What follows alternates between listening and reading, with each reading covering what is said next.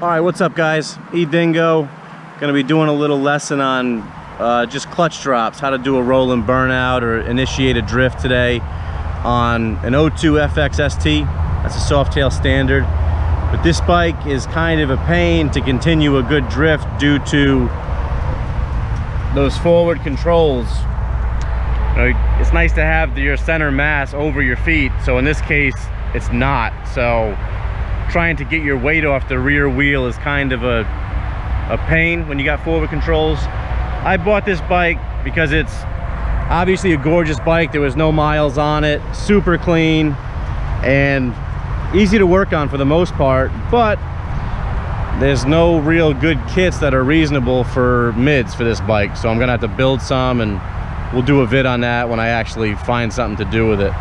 But today I'm just gonna basically show you guys how to drop the clutch, get your RPMs up and initiate that roll and burnout or start a drift, and then later on we'll do like feathering the brake and keeping the drift going, you know. But let's just start with the basics today.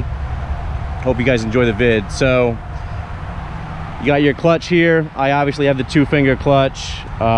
Doesn't matter what you have, you can always use 2 fingers on a full-size clutch. Just pull it till it bottoms out on your knuckles.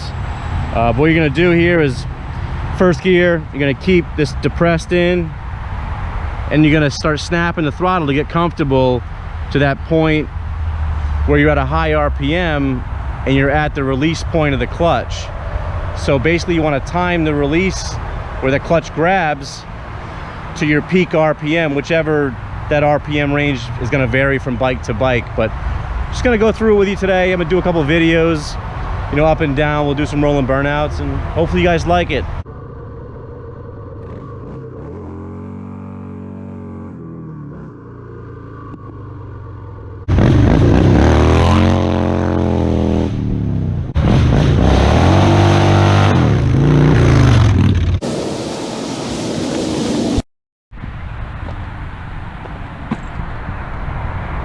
All right guys, so at the end of the day we learned clutch drop burnouts without using the brakes on this bike as I described before.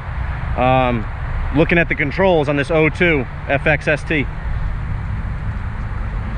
know, the controls in relation to the seat, your legs are pretty far forward. So for me to initiate a full drift and feather the brakes, I really don't like doing it just because I have so much weight on the back tire, so you're just peeling through rubber. But this bike, the slower you go and the more balanced you are, and you dump that clutch at a high RPM, you will initiate a perfect drift. You won't need the brakes, you just have to get balance, and you can get that nice S-carving no problem. But you just got to get used to the controls and you know how to initiate it. You know, get used to flicking the clutch at the peak of the RPMs where that clutch grabs. Harley's got pretty strong clutches. I've been beating on this bike for a while since I've owned it. No problems yet.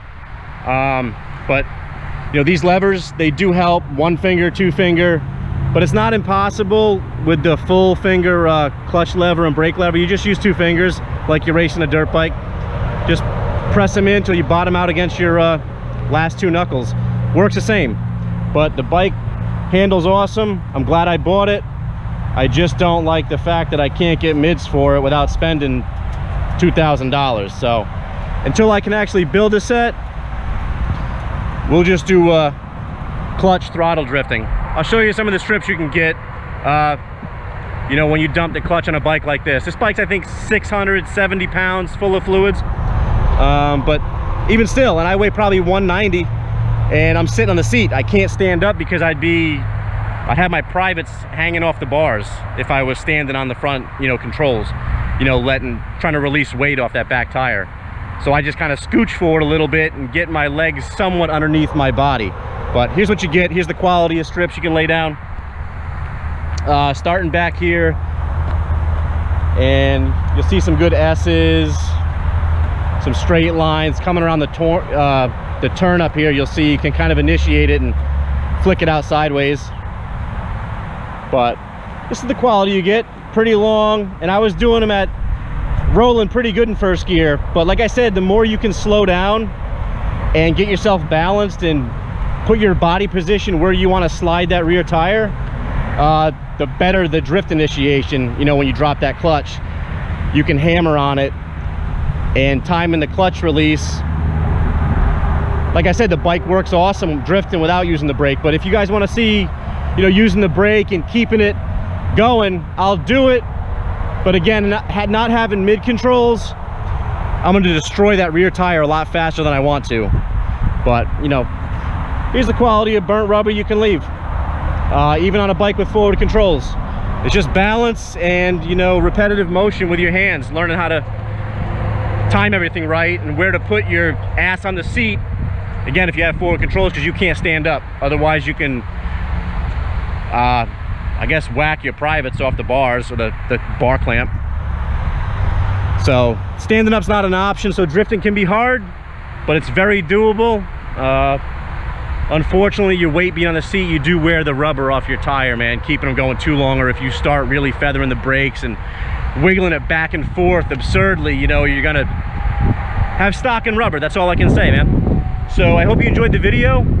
02 FX ST, so pretty much standard for 2000 to 2005, excuse me, Softail models.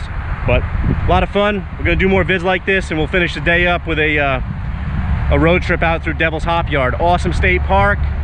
Again, be careful of pedestrians and, you know, people having picnics and hiking.